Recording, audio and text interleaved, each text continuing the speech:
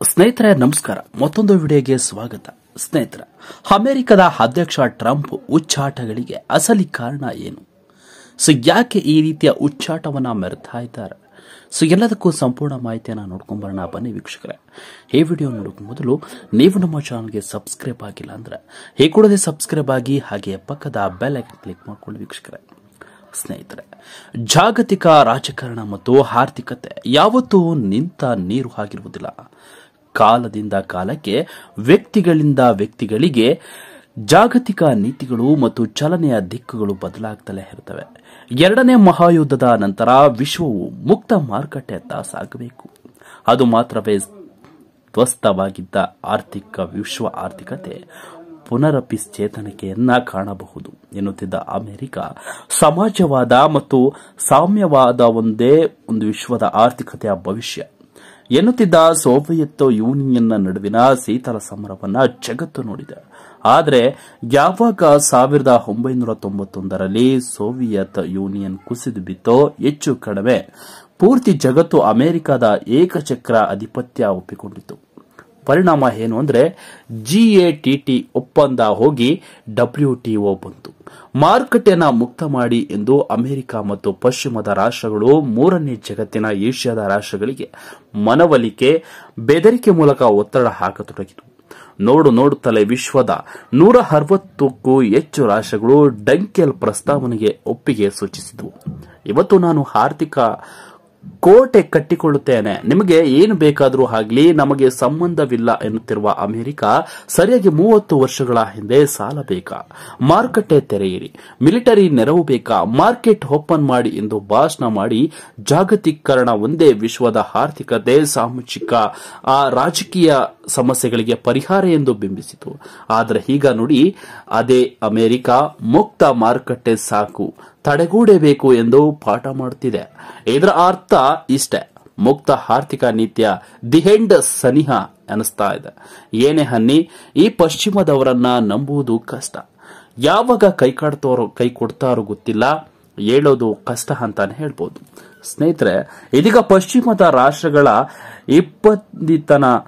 ತರತಮ ರಾಜಕೀಯಕ್ಕೆ ಅದೇನೋ ಇವತ್ತಿನದಲ್ಲ. ಈ ಒಂದು ತಾರತಮ್ಯ ಬಹಳ ದಿನದಷ್ಟು.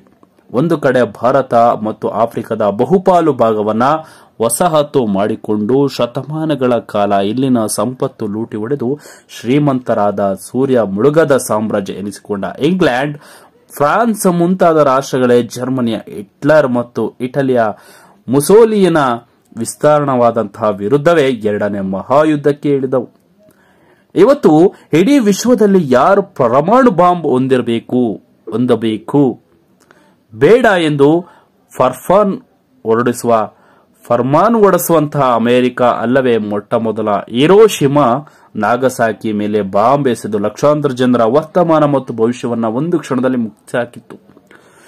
ಸೋವಿಯತ್ ಯೂನಿಯನ್, ಚೀನಾ, ಕ್ಯೂಬಾದಂತಹ ದೇಶಗಳು ಸ್ವಾಮ್ಯವಾದವನ್ನ ಒಪ್ಪಿಕೊಂಡು ಸರ್ವಾಧಿಕಾರವನ್ನ ಬೆಳೆಸಿತು. ಹೀಗಾಗಿ ತಾನು ಪ್ರಜಾಪ್ರಭುತ್ವದ ಪರ ಎಂದು ಜಾಗತಿಕವಾಗಿ ಹೇಳುತ್ತಿದ್ದ ಅಮೆರಿಕ ಕೈವಾಡ ಇಲ್ಲಿದೆ. ಪಾಕಿಸ್ತಾನದಲ್ಲಿ ಭುಟ್ಟೋ ಮತ್ತು ಬಾಂಗ್ಲಾದೇಶದಲ್ಲಿ ಶೇಖ್ ಮುಜೀಬರ್ ರೆಹಮಾನ್ ರನ್ನ ಹತ್ಯೆ ಮಾಡಲಾಯಿತೆ. ಕ್ವಶನ್ ಮಾರ್ಕ್ ಆಗಿ ಉಳಿತು ವೀಕ್ಷಕರೇ. 70 ಮತ್ತು 80ರ ದಶಕದಲ್ಲಿ ಭಾರತ, ಚೀನಾದಂತಹ ಅಮೆರಿಕ ದೇಶಗಳಿಗೆ ಓಡೋಡಿ ಮಾರುಕಟ್ಟೆ ಮುಕ್ತ ಮಾಡಿ, ಇಲ್ಲವಾದರೆ ಸಾಲ ಕೊಡಲ್ಲ, ಸಹಾಯ ಮಾಡಲ್ಲ, ಜೊತೆಗೆ ನಿಲ್ಲುವುದಿಲ್ಲ ಎಂದು ಹೇಳ್ತಿದ್ದ ಅಮೆರಿಕ ಇವತ್ತು ಮುಕ್ತ ಮಾರುಕಟ್ಟೆಯಿಂದ ನಾವು ದಿವಾಳಿ ಹೇಳುವ ಸ್ಥಿತಿಯಲ್ಲಿ ಇದ್ದೇವೆ. ಬಾಗಿಲು ಹಾಕದಿದ್ರೆ, ತೆರಿಗೆ ಏರಿಸದಿದ್ರೆ ನಾವು ಬದುಕುವುದು ಕಷ್ಟ ಎಂದು ಹೇಳಿಕೊಡುತ್ತಿದೆ. ಎಂದು ಅರ್ಥ ಏನು? ಮುಕ್ತ ಮಾರುಕಟ್ಟೆಯ ದಿನಗಳ ಅಂತ್ಯವ ಅಥವಾ ಮುಕ್ತ ಮಾರುಕಟ್ಟೆಯ ಲಾಭ ತನಗಿಂತ ಹೆಚ್ಚಾಗಿ ಏಷ್ಯಾ ಮತ್ತು ಆಫ್ರಿಕಾದ ರಾಷ್ಟ್ರಗಳಿಗೆ ಆಗುತ್ತಿದೆ ಎಂದು ಭಯ. ಬಹುತೇಕ ಎರಡನೇ ಕಾರಣವೇ ಜಾಸ್ತಿ ಇರಬಹುದು ಎನ್ನಿಸ್ತಾ ಇದೆ. ಪರಿಣಾಮ ಏನಪ್ಪಾ ಅಂದ್ರೆ, 8ನೇ ಶತಮಾನದ ಅಂತ್ಯದಲ್ಲಿ ಯುರೋಪಿಯನ್ ರಾಷ್ಟ್ರಗಳ ನಡುವೆ ಬಾಲ್ಕನ್ ಮತ್ತು ಉತ್ತರ ಆಫ್ರಿಕಾದಲ್ಲಿನ ಸಂಘರ್ಷದ ಹೊರತಾಗಿಯೂ ವಿಶ್ವದ ಆರ್ಥಿಕತೆ ಏರುಗತಿಯಲ್ಲಿತ್ತು. ಆದರೆ ಕೈಗಾರಿಕೆಗಳ ಕಾರಣದಿಂದ ಫ್ರಾನ್ಸ್ ಮತ್ತು ಬ್ರಿಟನ್ಗಳ ಜೊತೆಗೆ ಅಮೆರಿಕ ಮತ್ತು ಜರ್ಮನ್ಗಳು ಆರ್ಥಿಕ ಮತ್ತು ರಾಜಕೀಯ ಶಕ್ತಿಗಳಾಗಿ ಹೊರಹೊಮ್ಮಿದವು. ಆ ಸಂಘರ್ಷವೇ ಮೊದಲನೇ ಮತ್ತು ಎರಡನೇ ಮಹಾಯುದ್ಧಕ್ಕೆ ಮುನ್ನುಡಿಯನ್ನು ಬರೆಯಿತು. ಸ್ನೇಹಿತರೆ, ಅದಾದ ಬಳಿಕ ಅಮೆರಿಕ ಮತ್ತು ಸೋವಿಯತ್ ಯೂನಿಯನ್ ನಡುವೆ ಶೀತಲ ಸಮರದ ಪರಿಣಾಮವಾಗಿ ಹಣವು ಅಮೆರಿಕದಿಂದ ಪಶ್ಚಿಮ ಜರ್ಮನಿ ಮತ್ತು ಪೂರ್ವ ಏಷ್ಯಾಗಳಲ್ಲಿ ಹರಿದು ನೋಡುತ್ತಾ ನೋಡುತ್ತಾ ಎರಡನೇ ಮಹಾಯುದ್ಧದ ಬೂದಿಯಿಂದ ಪಶ್ಚಿಮ ಯುರೋಪ್ ಮತ್ತು ಜಪಾನ್ ವಾರ್ಷಿಕ 9% ಬೆಳವಣಿಗೆ ದಾಖಲಿಸಿತು. ಅದಾದ ಮೇಲೆ ಸೋವಿಯತ್ ಯೂನಿಯನ್ ಕುಸಿದು ಬಿದ್ದು ನಂತರ ವಿಶ್ವದ ಆರ್ಥಿಕತೆ ಪಶ್ಚಿಮದ ಕ್ಲಬ್ನಿಂದ ಹೊರಗೆ ಬಿದ್ದು ಏಷ್ಯಾದ ರಾಷ್ಟ್ರಗಳು ಅನೇಕ ರಾಷ್ಟ್ರಗಳು ನಿಜವಾದ ಅರ್ಥದಲ್ಲಿ ವಿಶ್ವ ಮಾರುಕಟ್ಟೆಯನ್ನು ಪ್ರವೇಶಿಸಿದವು. ಇದೇ 1990ರ ನಂತರ ಭಾರತ, ಚೀನಾ, ಬ್ರೆಜಿಲ್ನಂತ ಜನಸಂಖ್ಯೆ ಜಾಸ್ತಿ ಇರುವ ದೇಶಗಳಿಗೆ ಹಿಡಿದು ಬಾಂಗ್ಲಾದೇಶ, ಫಿಲಿಪಿನ್ನಂತಹ ಸಣ್ಣ ರಾಷ್ಟ್ರಗಳು ಕೂಡ 133ರಿಂದ 150% ಬೆಳವಣಿಗೆಗೆ ದರವನ್ನು ದಾಖಲಿಸಿವೆ. 90ರ ನಂತರ ಪ್ರತಿ ದಶಕಗಳಲ್ಲಿ 1 ಬಿಲಿಯನ್ಗಿಂತ ಜಾಸ್ತಿ ಜನ ಮಾರುಕಟ್ಟೆಯ ಲಾಭಾರ್ಥಿಗಳು ಎನ್ನುವುದು ವಾಸ್ತವ. ಸ್ನೇಹಿತರೆ, ಮಾರುಕಟ್ಟೆಯ ಲಾಭ ತನಗಿಂತ ಜಾಸ್ತಿ ಉಳಿದವರಿಗೆ ಹೋಗುತ್ತಿದೆ. ವಾಪಸ್ ಅಮೆರಿಕ ವಸ್ತುಗಳನ್ನ ಕೊಂಡ್ರೆ ಮಾತ್ರ ನಾವು ಬದುಕಿ ಉಳಿಯಬಲ್ಲೆವು, ಇಲ್ಲವಾದಲ್ಲಿ ಮತ್ತೊಮ್ಮೆ ದೊಡ್ಡ ಆರ್ಥಿಕತೆಯನ್ನ ಕುಸಿದು ಹಾಕ್ತಾ ಇದೆ ಎಂದು ಭಯದಲ್ಲಿ ಅಮೆರಿಕ ಟ್ರಂಪ್ ಇರುವಂತೆ ಕಾಣ್ತಾ ಇದೆ. ನಮ್ಮ ದೇಶದಲ್ಲಿ ಕಾಪಾಡಿಕೊಳ್ಳುವುದು ತಪ್ಪು ಅಲ್ಲವೇ ಅಲ್ಲ. ಆದರೆ 75 ವರ್ಷ ಮುಕ್ತ ಮಾರುಕಟ್ಟೆ ಎಂದೆಲ್ಲ ಭಾಷಣ ಹೊಡೆದು ಏಕಾಏಕಿ ಕೋಟೆ ಬಾಗಿಲು ಹಾಕುತ್ತೇವೆ ಎಂದು ಹೊರಟರೆ ಆಗುವ ಜಾಗತಿಕ ಪರಿಣಾಮ ಏನು ಎಂಬುದು ಮಾತ್ರ ಪ್ರಶ್ನೆ ಆಗ್ತಾ ಇದೆ. ಸ್ನೇಹಿತರೆ, ಜಾಗತಿಕ ಬದಲಾವಣೆ ಆದರೆ ಏನ್ ಪ್ರಯೋಜನ ಅನ್ನೋದನ್ನು ನೋಡೋದಾದ್ರೆ ವಿಶ್ವದ ರಾಜಕೀಯ ಮತ್ತು ಆರ್ಥಿಕ ಇತಿಹಾಸ ನೋಡಿದಾಗ ಜನಸಂಖ್ಯೆ ಅತ್ಯಂತ ಕಡಿಮೆ ಇರುವ ರಾಷ್ಟ್ರಗಳೇ ಸಂಪದ್ಭರಿತವಾಗಿರುವುದೆವು. ಅಷ್ಟೇ ಅಲ್ಲ, ಅಲೆಕ್ಸಾಂಡರ್ನಿಂದ ಹಿಡಿದು ಆಂಗ್ಲದವರೆಗೆ ಜಗತ್ತು ರಾಜಕೀಯವಾಗಿ ಹಿಡಿದುಕೊಂಡಿದ್ದು ಕೂಡ ಸಣ್ಣ ಸಣ್ಣ ರಾಷ್ಟ್ರಗಳು. ಇತಿಹಾಸದ ಪುಟ ತೆರೆದಿದಾಗ ದೊಡ್ಡ ದೊಡ್ಡ ಜನಸಂಖ್ಯೆ ಇರುವ ರಾಷ್ಟ್ರಗಳು ಬಡತನದಿಂದ ಕಂಗಾಲು ಪರಿಸ್ಥಿತಿಯಲ್ಲಿ ಇರುವುದಿದ್ದವು. ಹಾಗೆ ನೋಡಿದರೆ ಸ್ವಲ್ಪ ಸಣ್ಣ ರಾಷ್ಟ್ರಗಳು ದೊಡ್ಡಣ್ಣ ಎನಿಸಿಕೊಂಡಿದ್ದಂತಹ ಅಮೆರಿಕವೇ, ಅದು ಕೂಡ 1945ರಲ್ಲಿ ಎರಡನೇ ಮಹಾಯುದ್ಧದ ಅಂತ್ಯದ ನಂತರ, ಅಂದ್ರೆ ಮುಕ್ತ ಮಾರುಕಟ್ಟೆಯ ಬಾಗಿಲುಗಳು ತೆರೆದ ನಂತರ ವಿಶ್ವದ ಜನಸಂಖ್ಯೆ ಜಾಸ್ತಿ ಇರುವ ರಾಷ್ಟ್ರಗಳು ಭಾರತ ಮತ್ತು ಚೀನಾ. ಜಾಗತಿಕ ರಾಜಕಾರಣ, ಆರ್ಥಿಕತೆ ಮತ್ತು ಸೈನಿಕ ಕ್ಷಮತೆಯ ದೃಷ್ಟಿಯಿಂದ ಭೌಗೋಳಿಕ ರಾಜಕೀಯಕ್ಕೆ ಅಂದ್ರೆ ಜಿಯೋ ಪಾಲಿಟಿಕ್ಸ್ ನಲ್ಲಿ ತಮ್ಮ ಪ್ರಸ್ತುತಿಯನ್ನ ಕಂಡುಕೊಂಡಿದೆ. ದೇಶದ ಜನಸಂಖ್ಯೆ ಜಾಸ್ತಿ ಇದ್ದಷ್ಟು ಕೂಡ ಕೆಲಸ ಮಾಡುವವರ ಸಂಖ್ಯೆ ಹೆಚ್ಚು ಮತ್ತು ಕೊಳ್ಳುವವರ ಸಂಖ್ಯೆ ಹೆಚ್ಚು ಎನ್ನುವ ಮಾರುಕಟ್ಟೆ ಸಿದ್ಧಾಂತವೇ ರಾಜಕೀಯ ಮತ್ತು ಆರ್ಥಿಕತೆಯ ನಿಯಮವನ್ನ ಹಾಗೂ ಪ್ರಭಾವವನ್ನ ಕೇಂದ್ರಗಳಲ್ಲಿ ಬಳಸುತ್ತದೆ.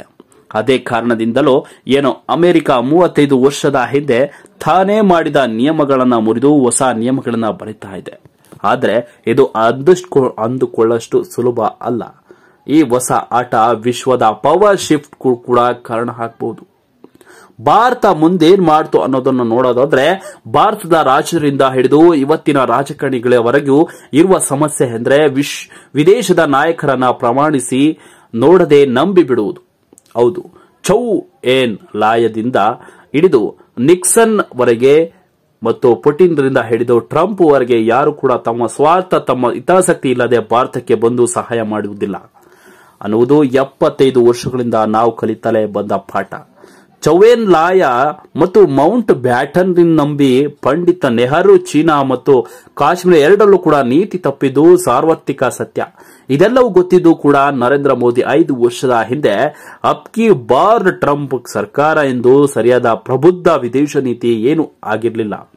ಉಕ್ರೇನ್ ಮತ್ತು ಗಾಜಾದಲ್ಲಿನ ಘಟನೆಗಳ ಬಗ್ಗೆ ರಾಜಕೀಯವಾಗಿ ಆಲಿಪ್ತವೇ ಭಾರತಕ್ಕೆ ಸರಿಯಾದ ವಿದೇಶ ನೀತಿ ಎನ್ನುವುದು ಅರ್ಥವಾಗಿದ್ದರೆ ಟ್ರಂಪ್ ತೆರಿಗೆ ಉಚ್ಚಾಟಗಳು ನಾವು ಯಾವುದೇ ಕಾರಣಕ್ಕೂ ಭವಿಷ್ಯದಲ್ಲಿ ಆರ್ಥಿಕವಾಗಿ ಬರೀ ಅಮೆರಿಕದ ಮೇಲೆ ನಿರ್ಬಂಧವಾಗಿ ನಡೆಯುವುದಿಲ್ಲ ಅನ್ನೋದು ಸ್ಪಷ್ಟವಾಗಿ ಹೇಳುತ್ತಿದೆ.